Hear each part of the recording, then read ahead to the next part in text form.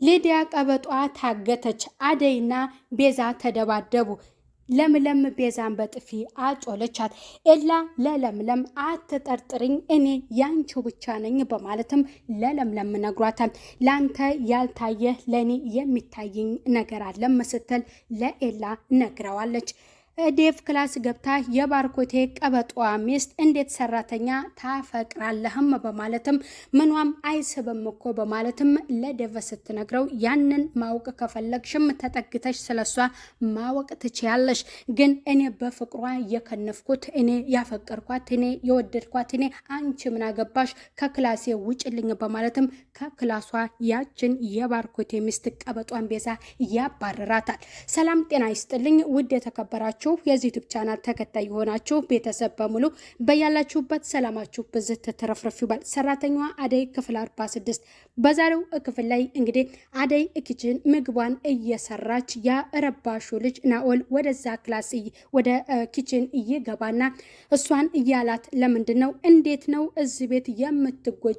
አንቺን በአጭር ጊዜ የሚለውጥሽና ስኬታማ የምትሆንበት ስራ አለ በማለትም ይነግራታል። ደግሞስ ለምንድነው አንዱን ሀብታም የማታፈቅሩም በማለትም ለሷ ይነግራታል። አደይ አደይ እያለች ሊዲያ ቀበጧ ወደዛ ስትገባ አንተም እንደ ዴቭ ምን ትሰራለህ ኪችን በማለት ትነግሯለች። አይ ምግቡ ደረሰ አልደረሰ እያልኳት ነው በማለትም የሚነግራታል። አፍጥኒው እያለችም ሊዲያ ትነግራታለች። እሺ የት ልትሄጂ ነው አንቺም በማለትም እሱ ይነግራታል። ኤላ ጋር ልሄድ ነው ስትል ስትመልስ ኤላ ማን ነው በማለት ደግሞ እሱ ይመልስላታል። ኤላ ማለት የለምለም ፍቅረኛ ነው በማለትም ለናኦል ስትመልስ አደይ አንቺ አደይ እንደሱ አይባልም፣ እሷ የሱ ፍቅረኛ አይደለችም፣ እንደ አደይ የቤት ሰራተኛ የምትሰራ ናት፣ አላወቅሽ እንደሆነ ከኤላ ጋር ተለያይተዋል ስትል ነገረቻት። ምንድነው የምታወሩት ነገርም እያለች እዚህ ጋር ሀሳቡን የሱን ለመውሰድ ፈለገች። ምክንያቱም ስኬታማ የሚያደርጋችሁ ነገር አለ፣ ያንን ለምን በአቋራጭ አትለወጡበትም እያለ ሲነግራት አደይን ተዋትና ይህንን ነገር ለኔ ንገረኝ፣ እንዴት አድርጌ ነው በአጭር ጊዜ ስኬታማ የምሆንበት እያለችውም ለናኦል ስትነግረው እሺ እነግርሻለሁ በማለት ለሷ ይነግራታል። ግን ከዛ ቤት እንዲወጡላት እየፈለገችው አንደኛ አደይን፣ ሁለተኛ ቤዛን፣ ሶስተኛ ሊዲያን ቀበጧን ነበር። ይህ ስራ የፍቅር ነበር። ቀጥታ ወደ ባርኮቴ ሚስት ክላስ እየገባና ይሄ ረባሹ ልጅ እሷ ድንግጥ ብላ ታየውና ምን ልትሰራ ክላስ የመጣህ በማለትም ትነግረዋለች። አረ ድረሱልኝ ውኡ ስትል ፍቅርና እንዲሁም ዴቭ ደግሞ ይገባሉ። ምን ሆነሽ ነው በማለት ስትናገር ክላሴ መጣ ምን ሊያደርገኝ ነው በማለትም ስትናገር ቆይ አንተ ልጅ እዚህ ቤት እንዳላገኘህ አላልኩም ነበር ወይ? ምን ትሰራለህም በማለት ዴቭ ይናገራል። ይህ ስራ የፍቅር ስራ ነው ማለት ነው በማለትም ደግሞ ተመለስላታለች። ምክንያቱም ናኦል ከፍቅር ጎን ስለሆነ ያለው እሱ ከወጣ በኋላ እንደገና ሊዲያ ደግሞ እዚህ ቤት በቃ ሰው መተኛት አይችልም ማለት ነው በማለት ትናገራለች። አንተ ምን ትሰራለህ እዚህ ክላስ በማለትም ዴቭ ይነግሯል።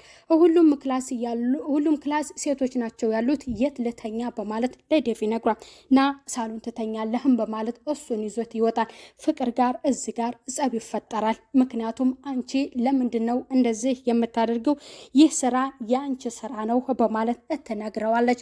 በጣም ይናደድና ወደ ሳሎን ይዞት ይሄዳል።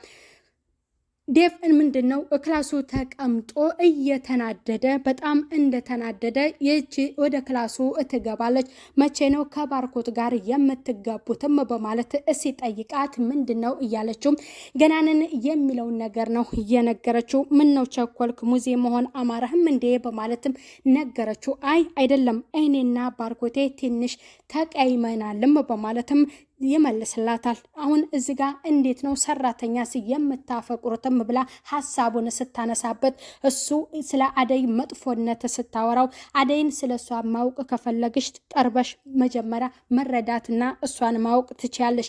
ግን እኔ የወደድኳት እኔ ነኝ፣ ያፈቀርኳት እኔ ነኝ፣ በፍቅሯ የከነፍኩት እኔ ነኝ። ማንም የሚያገባው ነገር የለም። ከዚህ ክላስ ውጪልኝ በማለትም ሲነግራት ያቺ ቀበጧ ፍቅር ትመጣለች። ምንድነው ክላስ ድረስ ምን ልትሰራ ነው የመጣችውም በማለት ለሱ ትነግሯለች። እሷን ካስወጣች በኋላ አሁንም እንደምትወደውና እንደምታፈቅረው ትነግሯለች። አሁንም ባለፈም ቢሆን ዛሬም ቢሆን እንደማይሆን ነው የምነግርሽ በማለትም ለሷ ይነግራታል።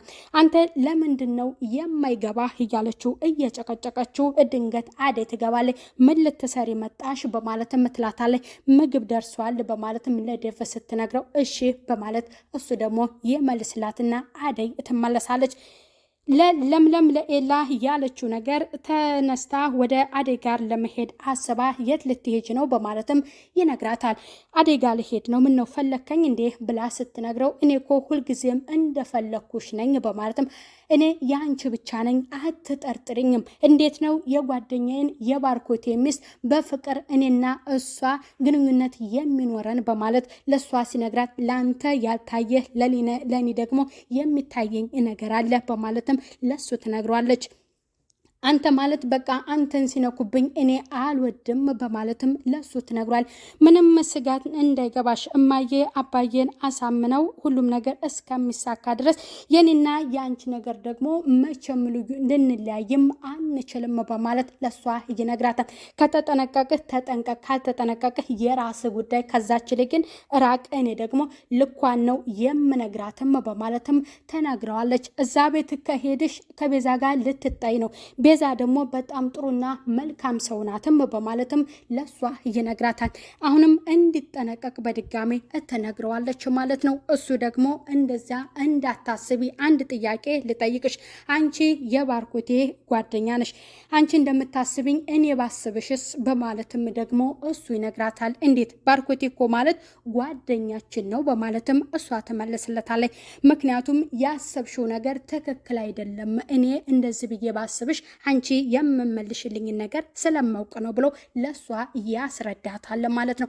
እንግዲህ ፍቅር ክላስ ገብቶ ደግሞ አሁንም የተመቸችው ሊዲያ ቀበጧ እንደሆነች ብቻ ለፍቅር ይነግራታል። እሷን ተዋትና ከዚህ ቤት የምታስወጣልኝ መጀመሪያ አደይን ነው።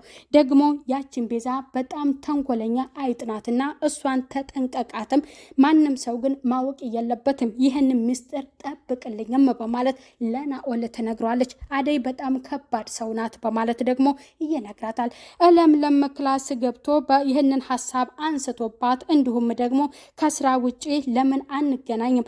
በጣም ቆንጅዬ ልጅ ነሽ እኮ በማለትም እሷ እንዳበስረ ማድረግ ሲሞከር እዛው በጥፊ ታጮለዋለች። በጣም ይደነግጣል። ሁለተኛ አጠገቤ እንዳትደርስም በማለት ታስጠነቅቋለች። ሁለቱ በጣም ኃይለኛ ልጆች ናቸው። የምነግራትንም የምታምነኝና ጥሩዋ እሺ የምትለኝም ሊዲያ ናት በማለትም ለፍቅር ይነግራታል። የሊዲያን ነገር እንደማይሆን ተናግረዋለች ማለት ነው። ምክንያቱም ሊዲያ እዚህ ጋር ምንም እየሰራችው ነገር የለም። ከዛ ቤት ማስወጣት የምትፈልገው ሁለቱን ስለነበረ ነው። ከፍቅር ጋር ደግሞ ሌላ ጦርነት ይከፈታል። ምን አባሽ ልታመጭ ነው በማለት ዴቭም ክላስ እንደሆነች ከፍቅር ጋር ትልቅ ጦርነት ይነሳል።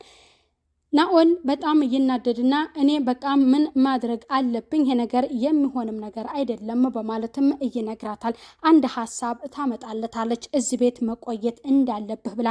ያም ሀሳብ ቤታችን ስለተቃጥሏል ብለህ እዚህ ቤት መቆየት አለብህ በማለት ትነግሯለች። ሳሎን እየሄዱና ምግብ እየቀርብና ያን ምግብ እየበሉበትን አደይ ታነሳና አደይን ናኦል እያመሰግናታል። እዚህ ጋር ቤዛ ትንጨረጨራለች። ምክንያቱም ይሄ ምግብ ሆኖ ነው ወይ ምግብ አታውቅም በማለትም ትነግሯለች። እሱ ደግሞ በጣም ይናደዳል። ከበላችሁ በኋላ ለምንድን ነው እንደዚህ የምትሉት? ቅርጥፍ አድርጋችሁ በልታችሁ የቅናት ነው የሚመስልባችሁ በማለትም ዴቭ ይናገራል። ቆይማ እዚህ ቤት እንዴት ልትቆይ ቻልህም? እንዳትመጣ አላልኩም ነበር ወይ በማለት ጥያቄውን እያነሳበታል ዴቭ። እዚህ ጋር የተፈጠረውን ነገር እዚህ ቤት ይቆያል ብላ ፍቅርን በሀሳቡ ስትነግረው ዴቭ ደግሞ የተፈጠረውን ነገር ለዴቭ ይነግረዋል። ዴቭ መጀመሪያ አልተስማማም ነበረ። ምክንያቱም ቤታችን ስለተቃጠለብን ሌላ ቤት እስከምፈልግና እስከማመቻች ድረስ እስከ ጊዜው እዚህ እቆያለሁ በማለት ለሱ ይነግረዋል። እዚህ ጋር ዴቭ ሀሳቡን ይቀበላል። ዴቭ ምን አገባህ፣ እዚህ ቤት ዋናው አላፊዋና ወሳኔዋ እኔ ነኝ በማለትም ለናኦል አይቻልም ብላ ቤዛ ትነግረዋለች ማለት ነው። እሷን እንዳትሰማት እስከምፈለግከው ድረስ መቆየት ትችላለህ በማለትም ለሱ ይነግሯል። በሀሳቡ ይስማማል። ወደ ኤላ ጋር ለመሄድ የወሰነችው ቀበጧ ቤዛ እዛ ሄዳ ያለችው ነገር አለ።